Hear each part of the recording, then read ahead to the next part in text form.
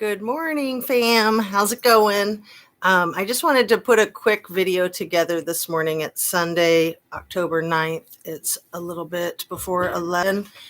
And this whole thing with the videotape, the alleged videotape from I'm going to get that light. It's going to bother me.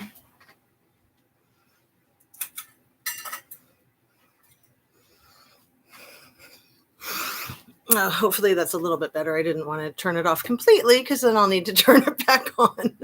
So hopefully this is decent lighting for everybody.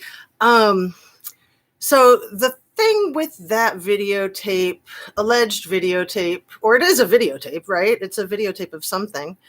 And it appears to be a videotape of headlights going into a body of water. And there's just a lot of controversy around it, right? A lot of controversy, more than I care to describe. I don't even want to talk about that tape because I think it's an absolute red herring, in my opinion. Everything I say here is my opinion only, and it is for sake of discussion, conversation, education, and entertainment. So thank you for joining me. Today is the 1 month, 1 week anniversary of me getting my YouTube channel set up finally. And then it took me a few days, of course, to get my first tape going, my first drop or published YouTube video. And man, it was my third one that kind of went viral, has close to 20,000 views now. So I'm just amazed. It was my fourth one. That's probably the most unpopular because it's an affidavit and nobody likes that kind of thing. If you can hear me, please just say I can hear you, because I see that it looks like at least one person is watching live. I haven't been doing lives yet because I just am getting into the whole swing of things. Yep, somebody said, I hear you. Yay, thank you guys. And it's more than one. That's awesome. You guys are the best. Today was the first time I said, good morning, fam. But I like it when other creators say that. And you really do feel a sense of community with this medium, this YouTube expression. So I've got 2 notebooks here. I don't have very many notes, but I do have a few points that I feel like are extremely important. And, I hear other people talk about things that I want to talk about, and then I have things that I haven't heard anybody say. I feel like that's sort of how all my presentations are. It's kind of a mix. So I watch other folks' stuff. I try to keep up to speed and up to date so I can give my viewers a synopsis.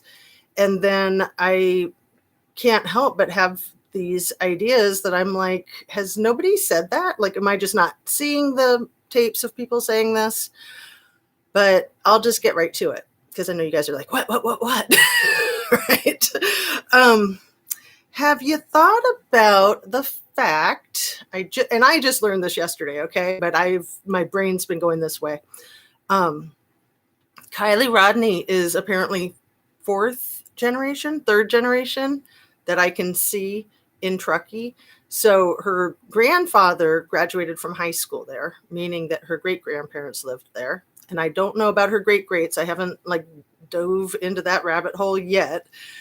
But yesterday, after my video, I was looking more into the water company that her grandfather owned and getting more accuracy with when he owned it. And man, it looked like he owned it from about 1986 until about 2008. And it looked like a slew of lawsuits, an absolute slew of lawsuits. And that's not to say that he did anything shady or like that. It's just that in that business and in that area is extremely big money. It's government contracts. It's Native American land. It's a lot of things. So that was kind of where I've been leaning towards, thinking he probably got out of the business because it was such a massive headache. So he bought that property, the 2.5 acres that the lodge is on, and he built the lodge with his bare hands, with trees that he fell right there and rocks that he found there. He made his own power plant out there. He made his own water plant out there. And it is a 4-mile cross-country ski, snowshoe, or snowmobile ride in the winter to get there. 4 miles. It's way off the beaten path. It's towards the Pacific Rim Trail. So he said he thought of the name because, and it opened in 2004. Sorry, I'm jumping around here, but my mind has just been like blown. Near the Pacific Rim Trail, near Sugar Bowl. I skied once at Sugar Bowl. I hated it. I was so spoiled over there at North Star.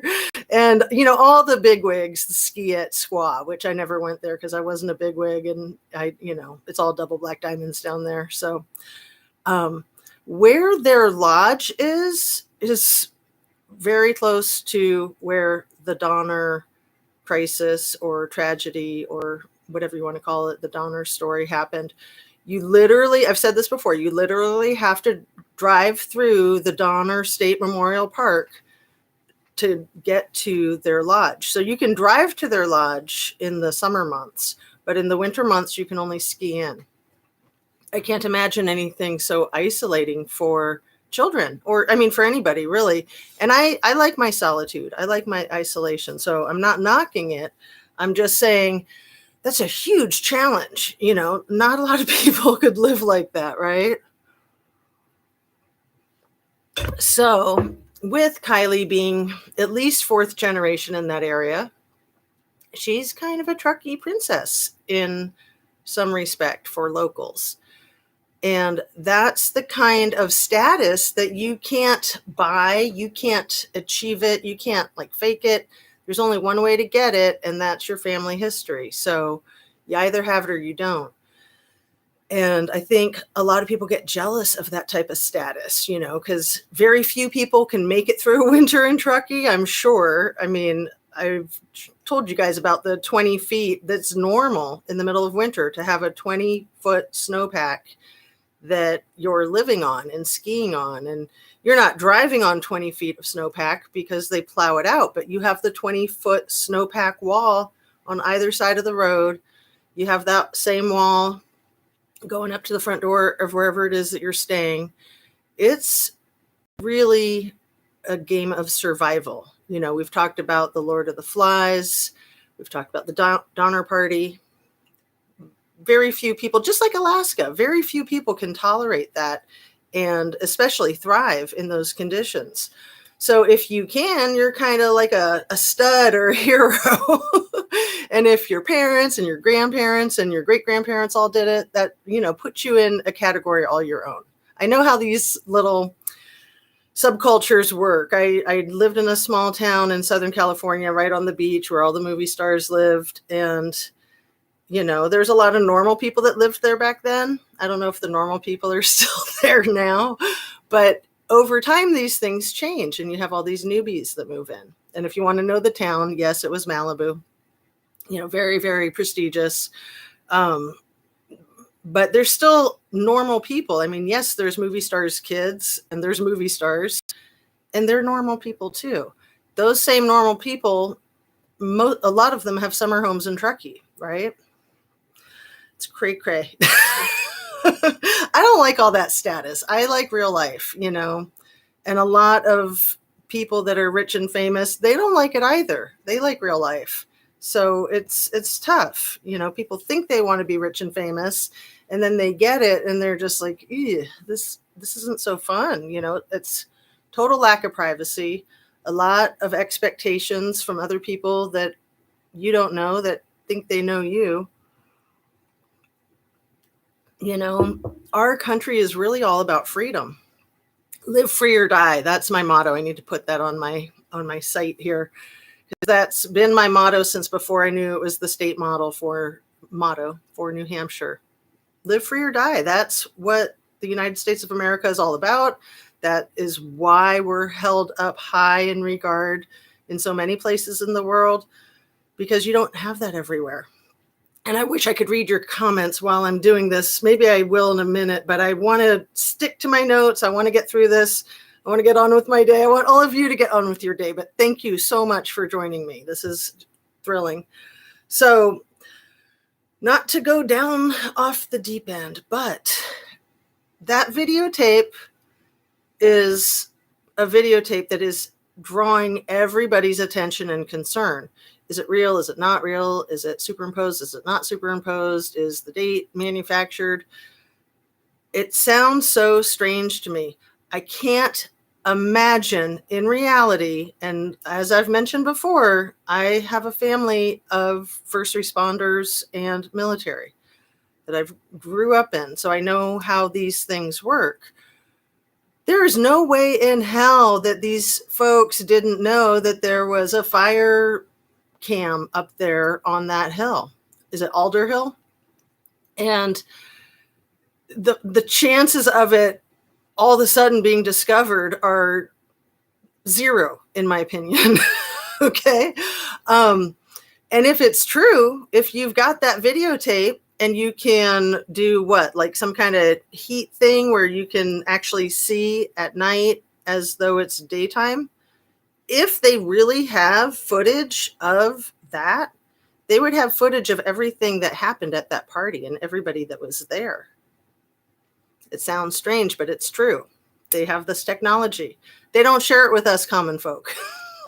And they only use it when they want to use it. And they don't like to use it because they don't want people to know about it, right? So this whole videotape release has me extremely suspicious that it's a red herring and that there's other stuff going on right now while nobody's looking. So, we're getting closer and closer to the date that they gave themselves as a deadline to give the public an update on the investigation of Kylie Rodney's death. And is SF Investigates now saying that in the video the car doesn't go into the water, or did I misconstrue something that I heard on someone's channel? Also, that camera would have captured the whole rescue. And that camera would be capturing everybody who's going out there finding evidence or planting evidence or tampering with evidence, right? So it just opens up a whole nother can of worms. And, law enforcement cannot afford to lose any more integrity, any more bad rap from the public. Law enforcement is such a noble profession. It's such an important profession. We all rely on 911. We're so spoiled as Americans to know that anywhere in the world, or anywhere in our country that we are, something's going on, we can call 911 and have a first responder there as quickly as they can get there. If we're way up in the mountains, it might take a few hours, right? I mean, if we're trying to be rescued from Denali National Forest or something like that. But we're extremely fortunate to have these people who are chomping at the bit, ready to help and wanting to help. This is what they live for, Most of them are not lazy. Most of them are not going to tolerate anybody who is lazy or who is doing the job incorrectly, because they're all working together. They all need to be accountable, and they all need to document, right? I mean, these are things we all know. So this case has just been a freaking mess. And the recovery of the respect that Truckee community gets from everywhere in the world, the respect that law enforcement nationwide gets, is reliant on this. It's my humble opinion that some law enforcement, whether it's U.S. Marshals or federal officials like the FBI, somebody needs to come in and clean this mess up. I do not call myself a conspiracy theorist. We have November 1st as our deadline for getting news on this case. We have November 3rd as the deadline of the ski industry hoping to open the slopes to get the cash flow floodgates to reopen because they've been closed for a couple of years pretty much. And then we have November 8th is the election, and Placer County Sheriff was sworn in early. The election isn't till November 8th. He's been the Placer County Sheriff since, I believe it was May, end of May. And then we all know about that affidavit. Like I said, it was my 4th tape that I did on YouTube. It's one that's viewed the least, and that's okay. I knew that that's how it would be initially, but I thought it's still important to put it out there so people can see it if they don't want to dig it up and read it themselves, because who wants to do that? I know I didn't, but then when I looked at it, I was like, holy caboli. And then it was a few days later that I thought, I should do a service and read this affidavit out loud for people.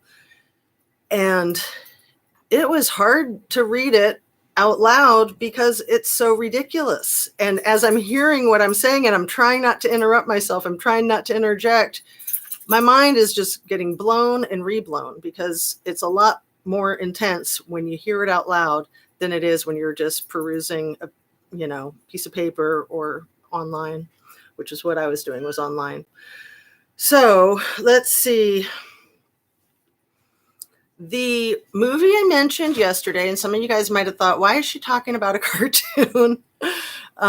Cute movie, Rango. If you haven't seen it, I highly recommend it for your kids and for you. It's adorable, and it gets into the politics of water, right? Which is a huge issue in our country. Having running water is not something a lot of countries have. Lake Tahoe, the Sierra Mountains, so much water there, so much water that going back into the end of the 18th century, sorry for that noise, keep it down in there. Going back to the end of the 18th century, the Prosser Reserve was responsible for most of the ice distributed across the country for people to put in their ice boxes to keep their food fresh so they wouldn't get food poisoning. Whoa. Okay, I just found that out last night. So, I mean, this is like a whole nother can of worms. Getting back to the Rango movie, if you're not into cartoons, there's one that I haven't seen that sounds like it's about the same thing, called Gangster Squad, that's supposed to be really good. But this is also just getting into your typical Elliot Ness type of material. And that is all I'm going to say about that, because I don't want to get lost in the rabbit hole. I found my way out yesterday, and it was pretty tough to see straight. One of the things that I was looking for was just like, when was Prosser Reserve created, which I don't know if I wrote it down. I think it was about 1960, maybe 1962. And like I said, Lindsay's dad bought one of the public waterworks systems called, I think it's the Lake Tahoe water, something like that. I put it in the notes from my video yesterday. Anyway, he bought it in 1986, and then he was trying to sell it in 2006. It looked like the sale was approved, signed, sealed, and delivered around 2008, and that there was still a lawsuit that he was named in 2010. There was so much there. I didn't get into all of it because I was just like, wow, just what I suspected, that it was a huge hassle and that there were a lot of political connections. And this was a public water company. So I didn't even know that individuals owned public water companies. I thought cities owned public water companies. So that was new to me. That camera up on Alder Hill is federal property, right?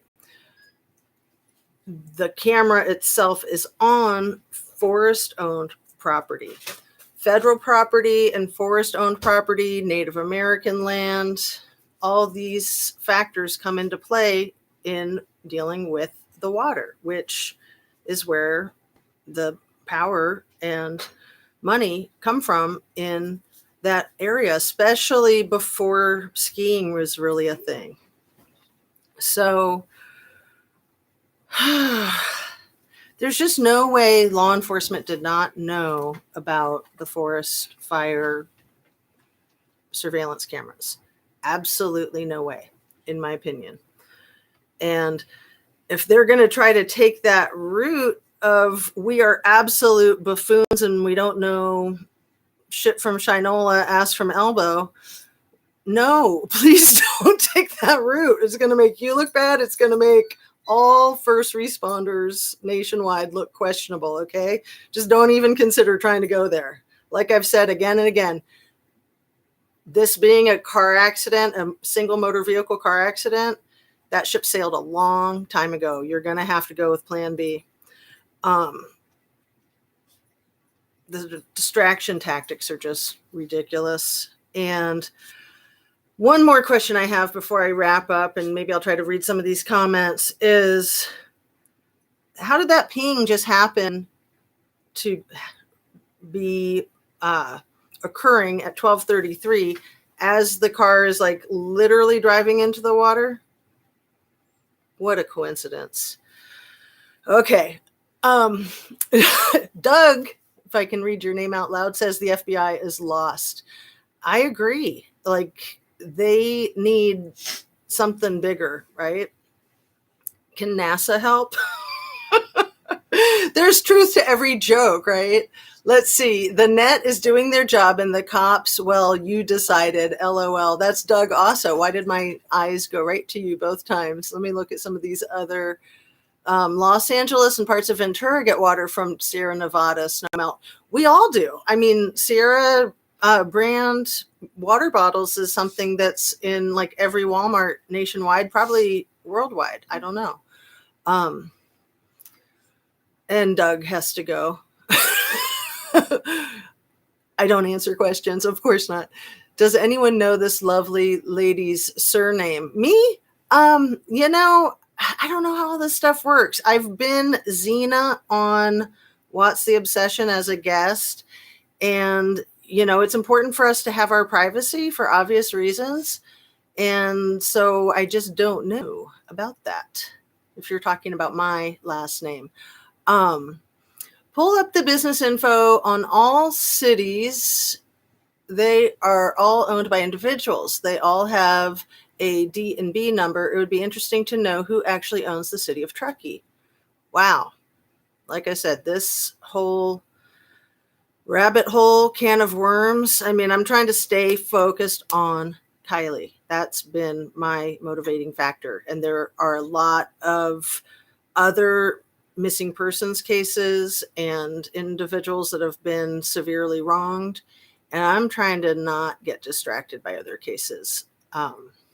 It's hard. I'll be honest. Right now, yesterday was one of these times where you just want to throw in the towel and give up and say, next, you know, that's, I feel like, what all the gaslighting and the bamboozling and the hoodwinking and the blindsiding, that's their goal. That's what they're hoping for.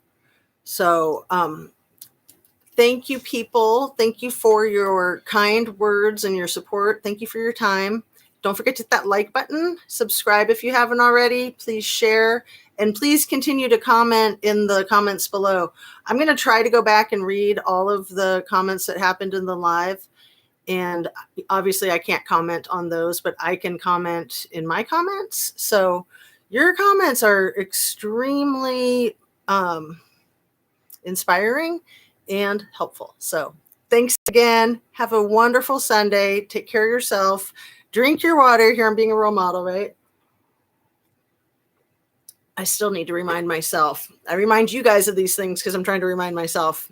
Eat healthy, protein, fruits and vegetables. The rule of thumb is twice as many vegetables as fruit. I don't do that, but it's good to think about. I love my fruit. I do love vegetables too, but get your exercise, do your thing, be yourself. There's no greater gift that you can give anybody than just being who you are, right? So I think that's what a lot of my subscribers appreciate about me. I'm trying to just be me. And it's just so nice to be accepted for being me, because I said it once or twice. I am fine if people don't like or accept me. That doesn't bother me at all. It really, really, really doesn't. It's nice to have people's approval. It's nice to have folks say nice things about you. But for people that have different taste or want to be mean, that's fine, but do it somewhere else. I'm not going to allow that, right? We all need to protect ourselves from internet trolls and from real life trolls, because people like to be mean sometimes. It's sad. They don't realize that it takes less energy maybe to be nice, and you get so much more out of it. So I know sometimes I'm mean too, but it's something I've learned throughout my life, and something I've observed with others. So since I'm losing my ability to speak clearly, I will sign off. Again, thank you so much. I'm just thrilled about being on the map with YouTube creators for true crime. And I will see you tomorrow. I'm trying to do every morning. I don't want to commit to a time. As soon as I can get to it and get it done and don't have problems with this, that, or the other. And then when there's a lot going on, I often want to put something together later in the day. And then there's issues with light and all that. I won't get into all the fundamentals of producing these things. I need a crew. I need a makeup crew and a hair crew and a lighting crew and a sound crew, but that's okay. I'm just happy with what I've got. So thanks again. I'll see you soon. I'm going to end the stream. Have a great day. Take care. Oh, it says not yet end. Okay.